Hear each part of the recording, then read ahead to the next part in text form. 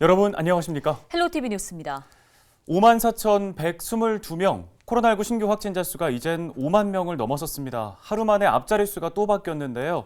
재택치료자도 17만여 명에 달하고 있습니다. 네, 이처럼 확산세가 걷잡을 수 없이 커지고 있는 상황에서 대통령 선거가 한 달 앞으로 다가왔습니다.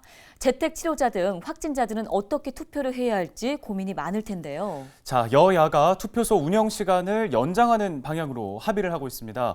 현행 공직선거법대로라면 투표는 아침 6시부터 저녁 6시까지만 가능한데요.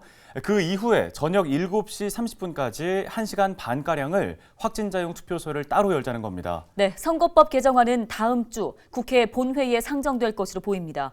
초유의 코로나19 사태, 이젠 투표 형태까지 바꾸고 있습니다. 헬로티비 뉴스 시작하겠습니다.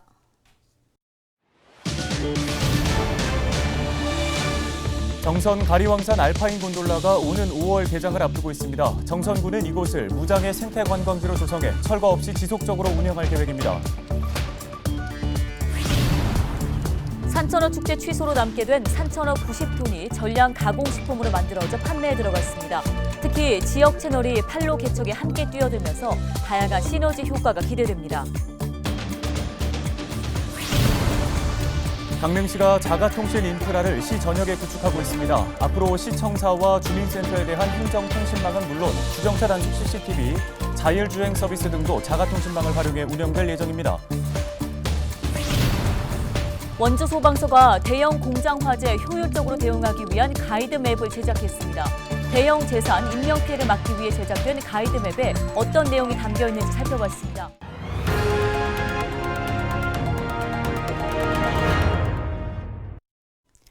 첫 소식입니다. 2018 동계올림픽의 유산인 정선 가리왕산 알파인 곤돌라를 존치하기 위한 주민투쟁, 오랜 기간 이어져 왔습니다. 마침내 지난해 3년 동안 한시 운영이 결정돼 오는 5월 개장을 앞두고 있는데요.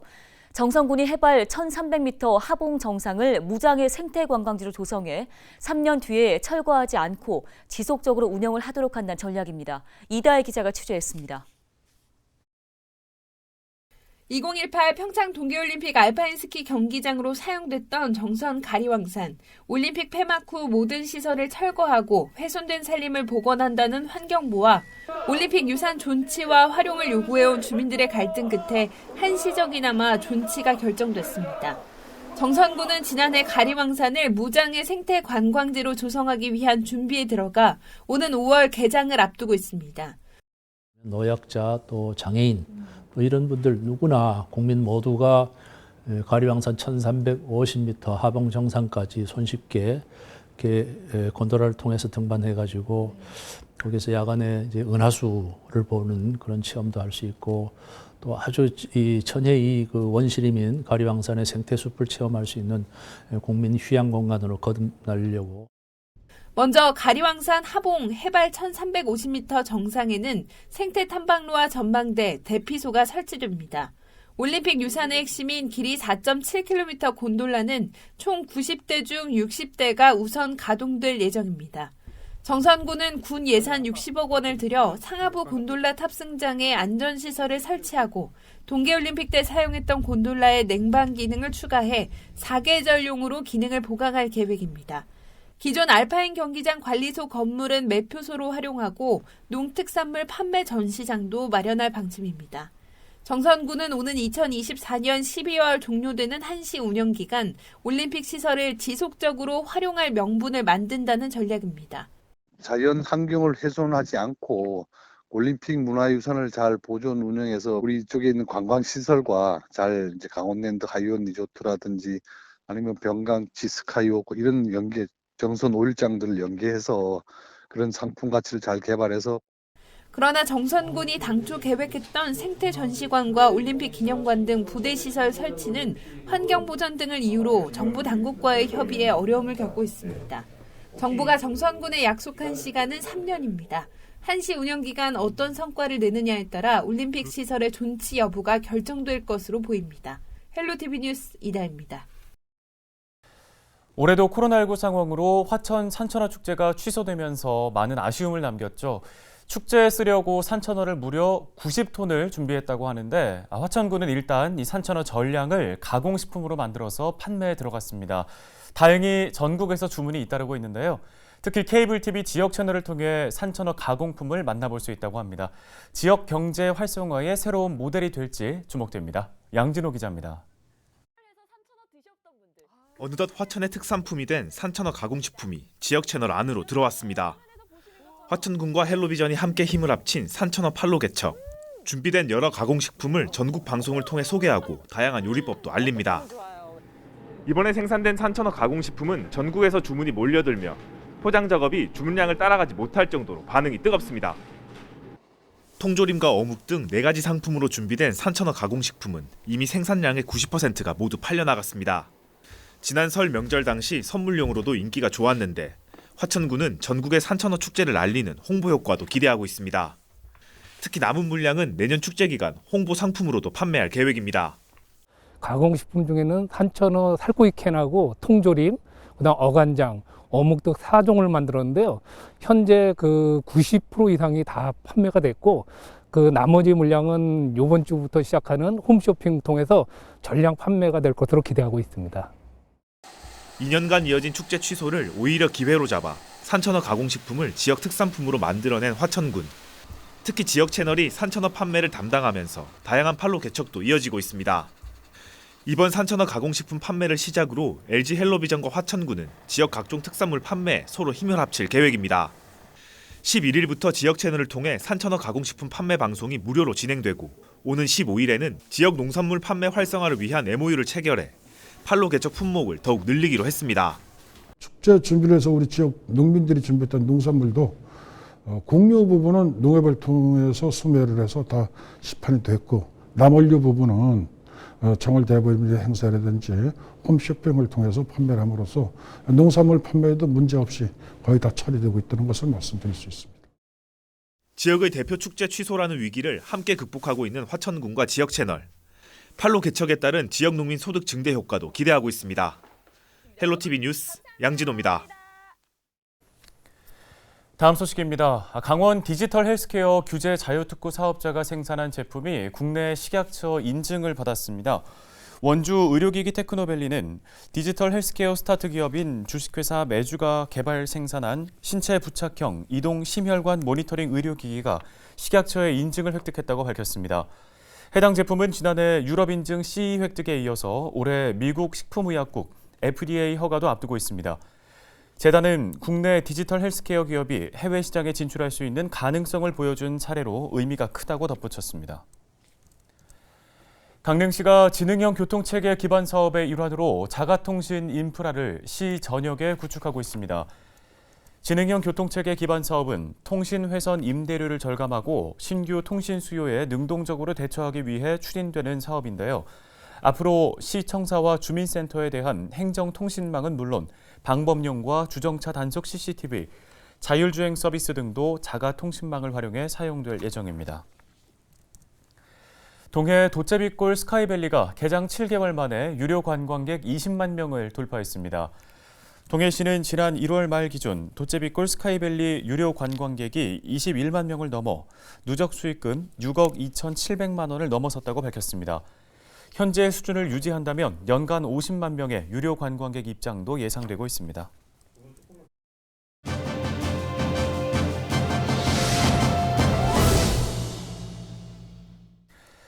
최근 3년간 도내에서 발생한 공장 화재는 모두 101건으로 그 피해액은 454억 원에 달합니다. 그중에서도 대형 공장 화재 발생 시 재산 피해는 물론 많은 인명사고로까지 이어지면서 더욱 주의를 필요로 하는데요.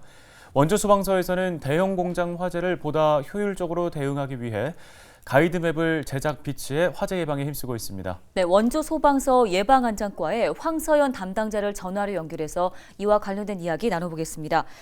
자, 먼저 대형 공장의 화재를 보다 효율적으로 진압하기 위해서 도입이 됐다고 하는데요. 이 가이드맵에 어떤 내용들이 담겨 있습니까? 네, 대형 공장에서 화재가 발생했을 때 좀 더 효율적이고 안전하게 대응하기 위해서 만든 지도라고 이해하시면 좋을 것 같습니다. 지도에는 공장 내에 상주하고 있는 인원의 위치, 시설물들의 구조, 위험물의 위치와 보관량, 그러니까 인명 구조하고 화재 진압에 꼭 필요한 정보들이 기록되어 있습니다. 화재가 나면 소방 작전을 수립하는 진압 작전도로 사용되고, 평상시에는 직원들이 가이드맵을 활용해서 공장에 대한 정보를 평소에 이제 숙지하고 도상 훈련을 하는 용도로 사용됩니다. 네, 이번에 이 가이드맵을 적용한 시설 기준과 함께 어떤 효과를 기대해 볼 수 있을지도 궁금한데요. 설명 부탁드립니다. 적용 기준은 대형 공장인데요. 연면적 15,000제곱미터 이상이거나 지정 수량 3,000배 이상의 많은 위험물을 저장하거나 취급하는 시설입니다. 원주시 관내에는 총 30개의 대형 공장이 해당되고 있습니다. 이 가이드맵을 통해서 화재 진압에 필요한 정보들을 저희가 미리 확인하고 진압 작전을 펼치기 때문에 보다 효율적인 진화가 될 것으로 기대하고요. 가장 중요한 저희 소방관들의 안전한 내부 진압 활동에 큰 도움이 될 것으로 생각하고 있습니다. 네, 이외에도 화재 예방을 위한 다양한 정책들이 진행되고 있다고 들었습니다. 어떤 내용인가요? 원주 소방서에서는 소방 안전 사각지대가 발생하지 않도록 각고의 노력을 하고 있는데요. 관내 여러 유관기관하고 사회봉사단체하고 협업해서 중앙시장 같은 전통시장하고 노후주택 밀집 지역에 전기화재 예방을 위해서 부착형 자동수압 패치가 있는데 그것을 한 4,000장 정도 설치하거나 배부했고요. 소방차 진입이 어려운 주택 밀집 지역에 골목에 소화기함을 20개 설치를 했는데 이거는 이제 화재를 목격한 주민분들의 초기 진화를 할 수 있는 환경을 조성하는 그런 목적이 있습니다. 그리고 시민분들 많이 보실 텐데 도로가에 있는 한전 배전함, 그러니까 전기 시설물인데요. 시민들의 눈에 잘 띈다는 장점을 활용해서 관내 30개소에 화재 예방 내용이 담긴 대형 홍보물을 랩핑해서 도심 미관도 개선하는 시책을 추진하고 있습니다. 네, 끝으로 화재 발생 예방을 위한 당부의 한 말씀 부탁드립니다. 겨울철은 아무래도 화기를 많이 취급하시고 전열기구 사용이 늘어나거든요. 그래서 화재도 많이 발생하고 있는데요. 화재는 시민분들의 관심과 노력으로 대부분 예방할 수 있습니다. 이를테면 전기 콘센트는 먼지들이 쌓이지 않고 깨끗하고 그리고 문어발식이 아닌 여유 있게 사용이 되고 있는지, 그리고 전열기구는 외관상 망가진 곳은 없는지, 열선에 단선된 곳은 없는지, 화목 보일러를 사용하신다면 연료 투입구는 잘 닫히는지, 주변에 불이 붙을 수 있는 물건이 있는지 없는지, 이런 주변에 화재가 날 수 있는 것들에 대한 관심을 가져주시기를 각별히 당부드립니다. 네, 오늘 말씀 여기까지 듣겠습니다. 지금까지 원주 소방서 연결해서 대형 공장 화재에 대비한 가이드맵 발행 소식 들어봤습니다.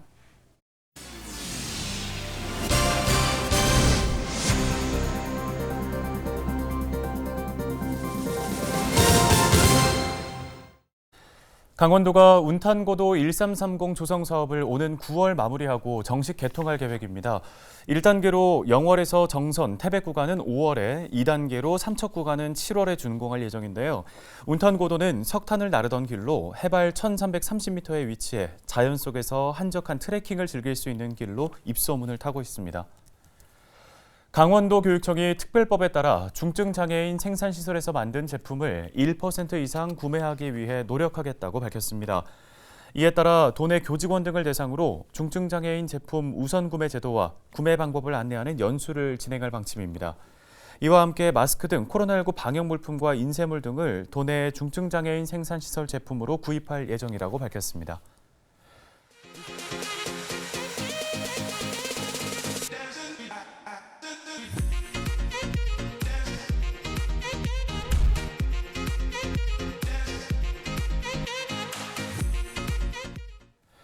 뉴스 마칩니다. 고맙습니다.